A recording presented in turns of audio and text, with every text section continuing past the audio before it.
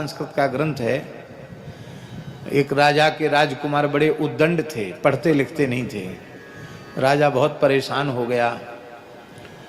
तब उसने घोषणा की कि जो विद्वान हमारे इन मूर्ख, उत्पाती, उद्दंड बालकों को पंडित बना देगा, विद्वान बना देगा, उसको मुंह मांगी दक्षिणा हम प्रदान करेंगे, जो कहेगा सो दे देंगे।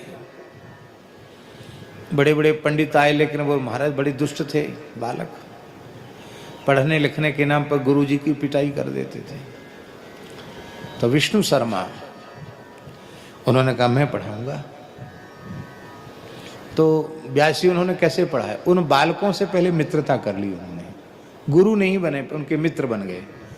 और घूमते फिरते हुए कुत्ता बिल्ली की कथा, हिरण की कथा, शेर की कथा, ऐसी कथाएं सुनाने लगी। उन्हीं में धर्मशास्त्र के श्लोक, उसी में पुराणों के श्लोक, उनको नीति का पंडित बना दिया, राजनीति का महान विद्वान बना दिया, धर्मशास्त्र का महापंडित बना दिया। अद्भुत है पंचतंत्र।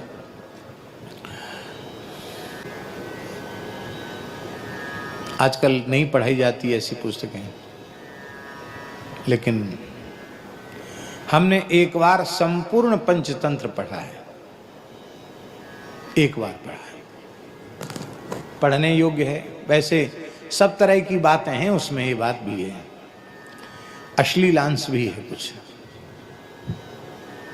लेकिन वो भी प्रेरक ही है, सब कुछ अच्छी बात है। तो उसमें एक कथा है कि एक बकरी एक चरवाहे के झुंड से बिछुड़कर जंगल में भटक गई। अब रास्ता उसको भूल गया, हाथ पांव फूल गए बेचारी के। थक कर जंगल में एक पठार, एक क्षेत्र था, ऐसी मैदान, वहां बैठ गई। ऊसर बंजर जगह होती नहीं, कई जगह वहां पेड़ पौधा घास कुछ नहीं होती, वहीं बैठ गई मैदान में। पर कहां बैठी जानते हैं व्यासी? वो उस जगह बैठी जहां शेर के पैर का चिन्ह था, शेर के पंजे का चिन्ह था, वहां बैठी वो। क्यों? उस बकरी ने मन में सोचा कि इस घोर जंगल में बिना आश्रय के नहीं रहना चाहिए, और आश्रय किसी कमजोर का नहीं लेना चाहिए, आश्रय किसी मजबूत का लेना चाहिए। तो इस वन में तो सबसे ज्यादा मजबूत वनराज सिंह है, इस सिंह के चरण का चिन्ह है, तो क्यों ना मैं इसी चरण चिन्ह का आश्रय लूं। तो महाराज जी उसने उस पैर के निशान का आश्रय लेकर बैठ गई। सबसे पहले शियार आया, शियार गीदड़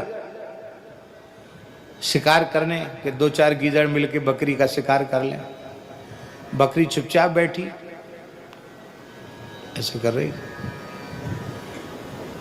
तो सियारों ने कहा, हे बकरी, डरती नहीं है?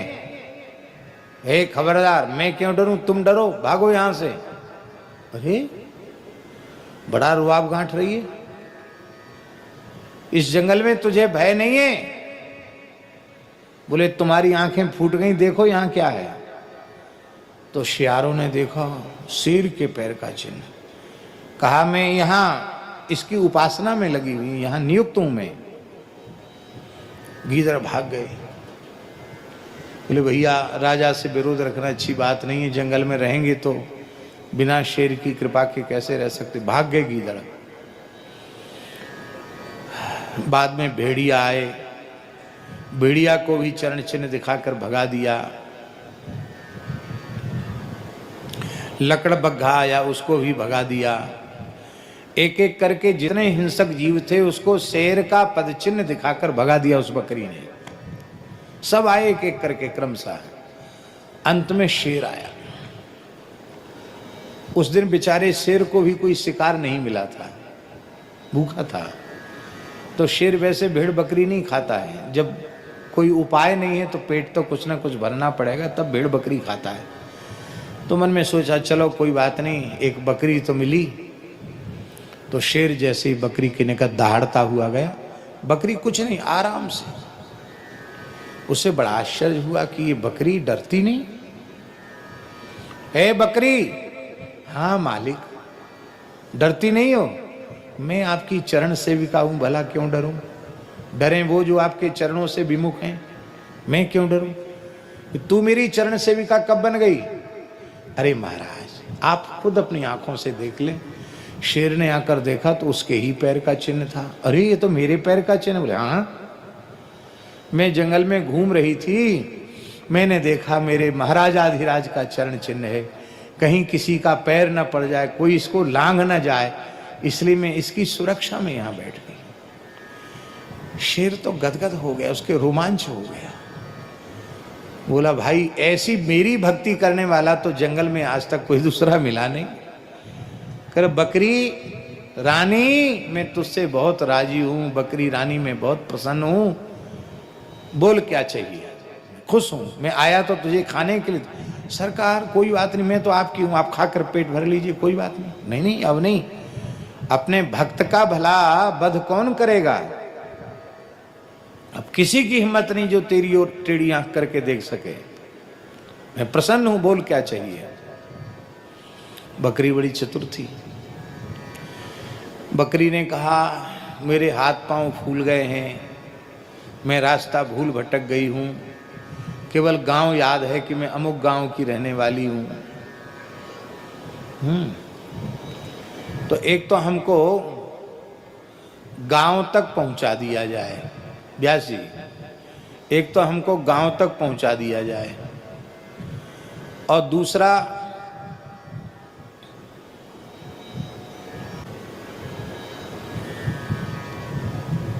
यहां मैदान में घास तो है नहीं, और अब मुझे भूख लगी है। ये वृक्षों में कितनी कोमल कोमल पत्तियां हैं, मैं खा नहीं सकती। आप तो राजाधिराज हैं, आपकी कृपा हो जाए तो वृक्षों की कोमल कोमल पत्तियां खाने को हमको मिल जाएं। शेर ने कहा, ये छोटी सी बात है, मेरे लिए कोई बड़ी बात। रे गजराज, इधर आ। हाथी को बुलाया। हाथी, यहां मैदान में घास तो है नहीं, और अब मुझे भूख लगी है। ये वृक्षों में कितनी कोमल कोमल पत्तियां हैं, मैं खा नहीं सकती। आप तो राजाधिराज हैं, आपकी कृपा हो जाए तो वृक्षों की कोमल कोमल पत्तियां खाने को हमको मिल जाएं।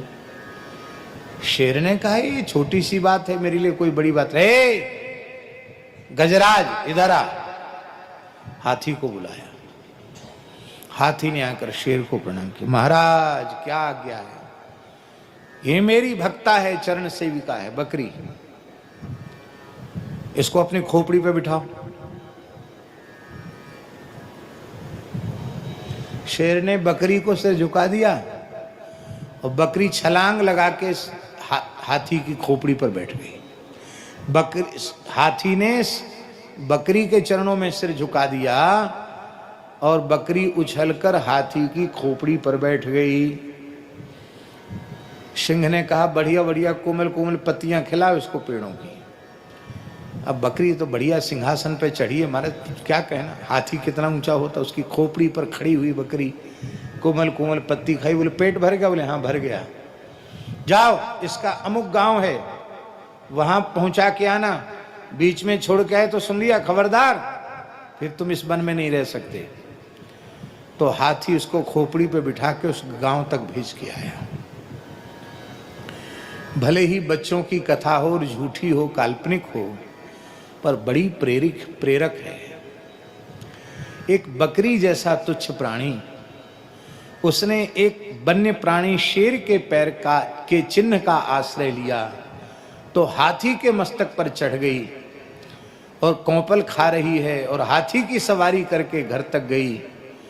तो जो अनंत कोटि ब्रह्मांड नायक सर्वेश्वर परात्पर परब्रह्म असंख्येय कल्याण गुणगुण निलय सर्वशक्तिमान सर्वेश्वर परात्पर परब्रह्म श्री कृष्ण का, श्री राम का, श्रीमन नारायण का जो साक्षात आश्रय जिसने लिया है, शरण ग्रहण की है, उसको क्या प्राप्त नहीं हो जाएगा। आश्रय की बहुत बड़ी महिमा है। भरोसो दृढ़ इन चरणन की हो, ये आश्रय है।